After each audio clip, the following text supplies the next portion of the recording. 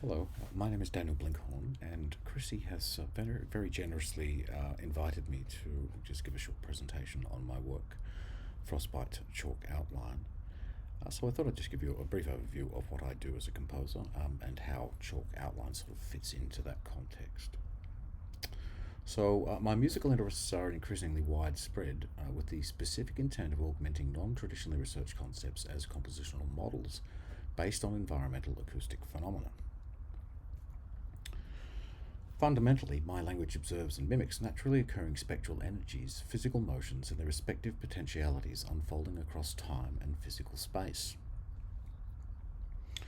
As we foster a more informed culture toward our environmental responsibilities, the types of approaches to ecoacoustic sound composition found throughout works like Chalk Outline are crucial in providing foundations for musical discourse where we not only hear sounds from natural ecosystems, they provide a compelling, comprehensive, unique, and intimate experience around the signification of sounds from highly specific regions.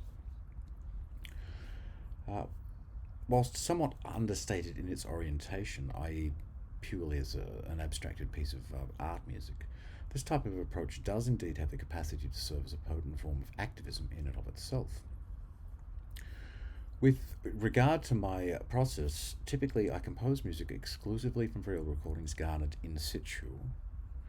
Increasingly, I found it to be extremely enriching to assume responsibility over every level of a work's DNA as part of my creative process.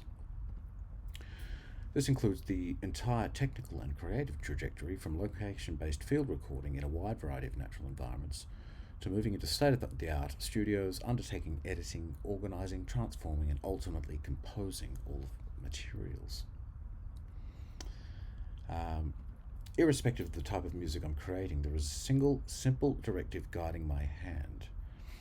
The desire to galvanize an advocacy for the importance of sound's origins and its continued significance, vitality, and expressive continuity to specific places and spaces. From this, I've developed an array of techniques that look to mediate the technological and the organic. Through the use of manifold sound manipulation environments, I strive to sculpt a language extant within perception, alteration, and diffusion of extra musical materials, environmental sound, and the inextricable organic bonding of places and spaces. In terms of structure and overall aesthetic, I've tried to tether my compositional approach around the unification of three distinct models pioneered by practitioners within the field. When these models are cross-pollinated, they form a kind of hybridized musical language that is very appealing to me. So my compositional triumvirate, as it were, revolves around the core concepts of Dennis Smalley's spectromorphology, explaining sound shapes. In particular, his formation of orders of surrogacy that describe the varying levels of abstraction from sound as it occurs naturally through instrumental to highly abstracted organizations of sound material.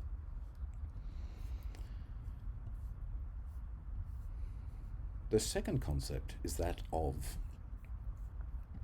the spectral niche hypothesis by acoustic ecologist Bernie Krause.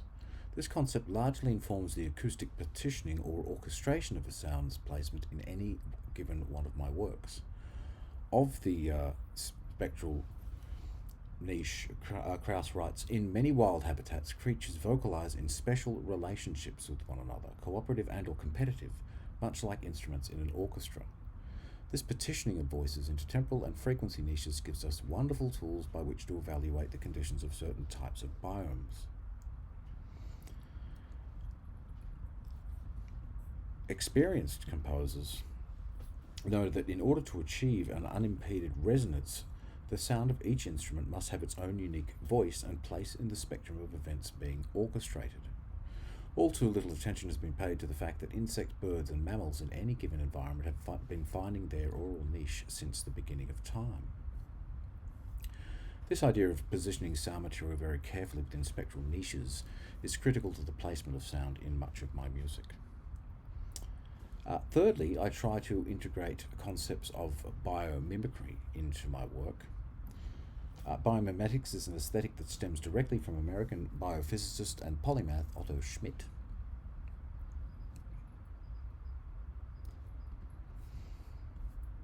Schmidt developed the concept of biomimetics in the 1950s as an innovation that seeks sustainable solutions to human challenges by emulating nature's time-tested patterns and strategies.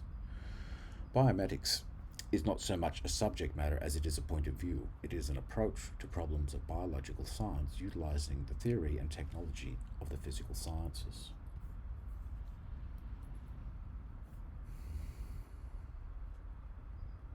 In particular, given that biomimetics entails the imitation of models, systems, and elements of nature for the purpose of solving complex human problems, I found that it's perfectly suited to extra-musical and environmental composition, as it enables us to observe and mimic all manner of natural phenomena all around us.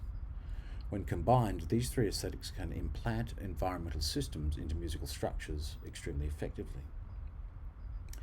In regards to the end goal within my works, it's my intention that by deriving musical techniques and abstractions from environmental processes, remapping information from one environmental and ecological domains into musical ones, I'm able to cultivate a language that propagates a deeper understanding toward the signification of extra-musical materials and the roles they play when observing natural environments.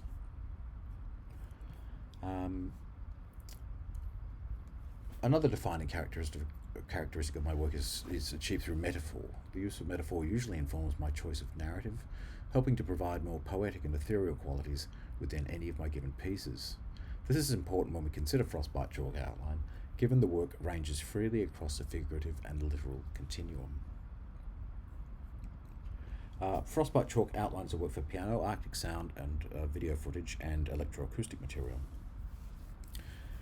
Chalk outline is electroacoustic and videophonic in nature, using the Svalbard coastline and the idea of an outline in a more generalized sense as a metaphorical reference to the antiquated forensic technique of drawing a chalk outline around the deceased. The piece is an example of how I often integrate the differing disciplines of sound and image to create a sense of advocacy about the importance of places and spaces mediated via technology, sonification, and visualization. Central to the piece are location-based field recordings I made throughout the Arctic region of Spitsbergen or Svalbard. The region is renowned for its visual and cinematic beauty. However, it shouldn't be any surprise to find that sound plays an integral and vital role in the uniqueness of the region. From the smaller sounds of popping and hissing as snow and ice melt to the raucous thundering of glacial ice carving, sound is bonded to each and every ecosystem within the archipelago. Svalbard is a truly remarkable part of the world that continues to inspire awe and fascination and is often at the heart of our collective consciousness for its ecological and climatic sensitivity.